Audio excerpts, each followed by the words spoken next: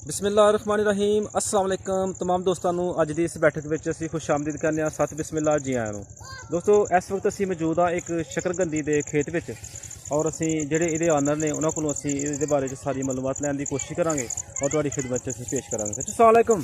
वालेकुम सलाम जी। तो क्या हाल सुनाओ, ठीक हो? अल्लाह का शुक्र है, ठीक राजी भाई जी। सुनाओ सेहत कैसी है? शुक्र अल्हम्दुलिल्लाह। की नाम है अपना? मोहम्मद असलम। मोहम्मद असलम। यार केड़ी जगह जी जिथे बैठे थे? ये अपना कोटू पिछले चक्र रास्ता जाता है जी। अच्छा, कोट दे ते पिछले चक दा दरम्यान है? दरम्यान है, ठीक होगा। चाचू इनू केड़ी तहसील लगती है? इनू अपना जफरवाल। जफरवाल। सानू दसो जरा कि तुसीं पहले भी उगाते हो या तुहानू किसी ने मशवरा दिता है कि ए शकरकंदी लगाओ? नहीं, मेरा शौक ही तो मैं पहली दफ़ा लगाई है तो यानी कि मैनू ਇਹਦਾ बड़ा शौक ही तो मैनू मैं तरीकाकार भी मैनू मैं पुछ के आया तो उस तरीकेकार से मैं चलन दिया तो बाकी फसल मेरी इंशाअल्लाह उन्होंने भी बेहतर है जिन्होंने को मैं तरीका पूछा है। जबरदस्त। ये तुहाडी मेहनत है, मैंने तुसीं मेहनत उन्हां नालों ज़्यादा की। हाँ बिल्कुल, अल्लाह पाक ने तुहानू उहदा सिला दिता इंशाअल्लाह। अच्छा, तो तुसीं दसो जरा कि इहदी जमीन दी जिहड़ी तैयारी है तुसीं किस तरह की?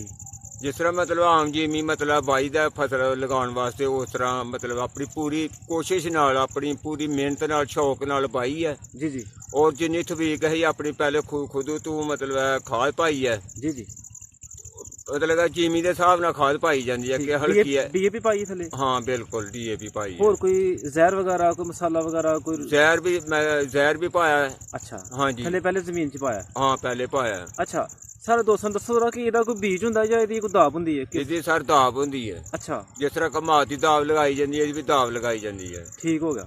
ਤੇ ਇਹ ਤੁਹਾਨੂੰ ਕਿੰਨੀ ਦੇਰ ਦੀ ਇਸ ਟਾਈਮ ਇਹ ਫਸਲ ਹੋ ਚੁੱਕੀ ਹੈ? ਇਸ ਟਾਈਮ ਇਹ ਤਕਰੀਬਨ 2 ਮਹੀਨੇ ਦੀ ਹੋ ਚੁੱਕੀ ਹੈ ਤੇ 1 ਮਹੀਨਾ ਅੱਗੇ ਬਕਾਇਆ ਪਿਆ ਹੈ। ਅੱਛਾ, 2 ਮਹੀਨੇ ਦੀ ਇਹ ਫਸਲ ਹੋ ਚੁੱਕੀ ਹੈ? ਹਾਂਜੀ।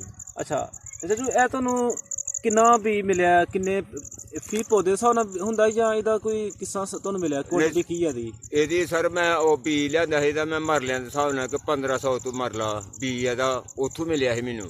ਅੱਛਾ ਅੱਛਾ ਅੱਛਾ, ਯਾਨੀ ਕਿ ਉਹਨਾਂ ਦੀ ਪੈਲੀ ਵਿੱਚੋਂ ਜਿਸ ਤਰ੍ਹਾਂ ਤੁਹਾਡੀ ਹੁਣ ਪੈਲੀ ਹੈ ਤੁਹਾਡੇ ਕੋਲੋਂ ਬੰਦਾ ਆ ਕੇ ਇੱਕ ਮਰਲਾ 1500 ਦਾ ਲੈ ਲੇ ਤੇ ਅੱਗੇ ਜਾ ਕੇ ਬੀਜ ਦੀ ਗਰੋਥ ਕਰ ਲੇ ਅੱਗੇ। ਹਾਂ, ਅੱਗੇ ਜਾ ਕੇ 2 ਕਨਾਲਾਂ ਪੈਲੀ ਲੱਗ ਸਕਦੀ ਹੈ। ਜ਼ਬਰਦਸਤ, ਬਹੁਤ ਅੱਛਾ ਤਰੀਕਾ ਹੈ। अच्छा, तो तुसीं ਇਹ ਕਿੰਨੀ ਇਸ ਟਾਈਮ ਜ਼ਮੀਨ ਲਗਾਈ ਦੀ ਹੈ शकरकंदी ਜਿਹੜੀ ਹੈ? ਇਹ ਆਪਣਾ 2 ਕਨਾਲਾਂ ਹੈ। 2 ਕਨਾਲਾਂ, ਯਾਨੀ ਕਿ ਇੱਕ ਮਰਲਾ ਅਗਰ ਬੀਜ ਹੋਏ ਤੇ 2 ਕਨਾਲਾਂ ਦੇ ਵਿੱਚ ਉਹ ਆਸਾਨੀ ਨਾਲ ਲੱਗ ਸਕਦਾ ਹੈ। ਠੀਕ ਹੋ ਗਿਆ। ਹਾਂਜੀ। ਤੇ ਹੁਣ ਤੱਕ ਚਾਚੂ ਇਹ ਤੇ ਕਿੰਨਾ ਖਰਚਾ ਆ ਚੁੱਕਿਆ? ਹੁਣ ਤੱਕ ਤਕਰੀਬਨ 12000 ਰੁਪਇਆ ਖਰਚਾ ਆ ਚੁੱਕਾ ਹੈ ਇਹ 2 ਕਨਾਲਾਂ ਉੱਤੇ? ਹਾਂਜੀ। ਠੀਕ ਹੋ ਗਿਆ। 2 ਕਨਾਲਾਂ ਤੇ 12000 ਦੋਸਤੋ ਖਰਚਾ ਇਸ ਵਕਤ ਤੱਕ ਆ ਚੁੱਕਿਆ ਹੈ। ਹਾਂਜੀ। ਤੇ ਇਸ ਕਿੰਨੇ ਦਿਨਾਂ 'ਚ ਇਹ ਆਪਣੀ ਪੁੰਗਰ ਜਿਹੜੀ ਹੈ ਗਰੋਥ ਜਿਹੜੀ ਹੈ ਉਹ ਪਕੜ ਲੈਂਦੀ ਹੈ ਲਗਾਉਣ ਤੋਂ ਬਾਅਦ? ਇਹ ਤਕਰੀਬਨ 1 ਹਫ਼ਤੇ ਬਾਅਦ ਜਿਹੜੀ ਹੈ ਨਾ ਇਹ ਆਪਣਾ ਜਿਹੜਾ ਜੜ ਪਕੜ ਜਾਂਦੀ ਹੈ ਤਿਆਰੀ ਕਰਨਾ ਸ਼ੁਰੂ ਕਰ ਦਿੰਦੀ ਹੈ। ਅੱਛਾ, ਤੇ ਸਭ ਤੋਂ ਪਹਿਲੀ ਜਿਹੜੀ ਸਪਰੇਅ ਆ ਉਹ ਤੁਸੀਂ ਕਦੋਂ ਇਹ ਤੇ ਕੀਤੀ?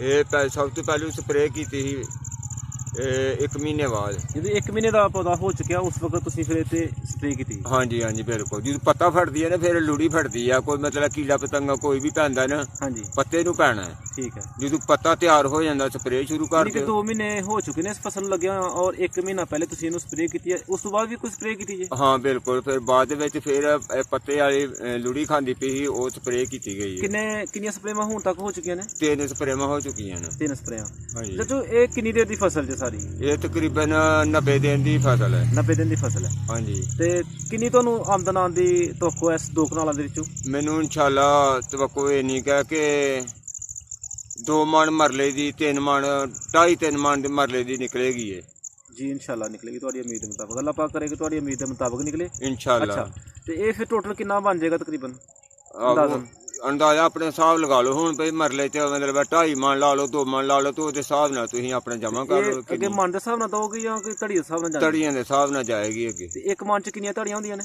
8 ਧੜੀਆਂ। 8 ਧੜੀਆਂ। ਤੇ ਇੱਕ ਧੜੀ ਤਕਰੀਬਨ ਕਿੰਨੇ ਦੀ ਜਾਏਗੀ?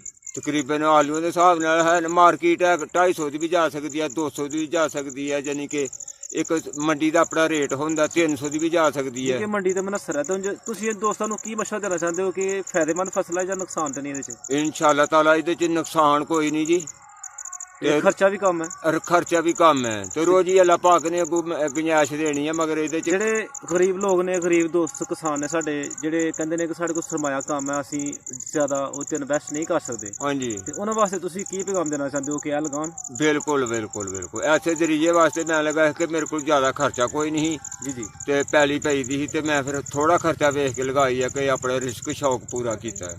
ਜ਼ਬਰਦਸਤ ਜ਼ਬਰਦਸਤ। ਤੇ ਇਨਸ਼ਾਅੱਲਾ ਅੱਗੋਂ ਜੇ ਮੈਨੂੰ ਇਹ 'ਚ ਇਜ਼ਾਫਾ ਹੋਇਆ ਤੇ ਅੱਗੋਂ ਹੋਰ ਤਰੱਕੀ ਕਰਾਂਗੇ। ਹੋਰ ਤਰੱਕੀ ਕਰਾਂਗੇ ਜੀ। ਬਹੁਤ ਸ਼ੁਕਰੀਆ, ਅੱਲਾਹ ਪਾਕ ਤੁਹਾਨੂੰ ਖੁਸ਼ ਰੱਖੇ। ਤੁਸੀਂ ਸਾਡੇ ਦੋਸਤਾਂ ਨੂੰ ਇਹ ਸਾਰੀ ਇਨਫੋਰਮੇਸ਼ਨ ਦਿੱਤੀ। ਤੇ ਆਪਣਾ ਕੋਈ ਨੰਬਰ ਸ਼ੰਬਰ ਹੈ ਜੇ ਕੋਈ ਦੱਸ ਸਕੋ ਦੋਸਤ ਕੋਈ ਪੁੱਛਣ ਤੁਹਾਡੇ ਤੋਂ ਸਵਾਲ ਦੇ? ਹਾਂਜੀ ਹਾਂਜੀ ਨੰਬਰ ਹੈਗਾ ਜੀ, ਬੋਲੋ। 0303 70 22 705।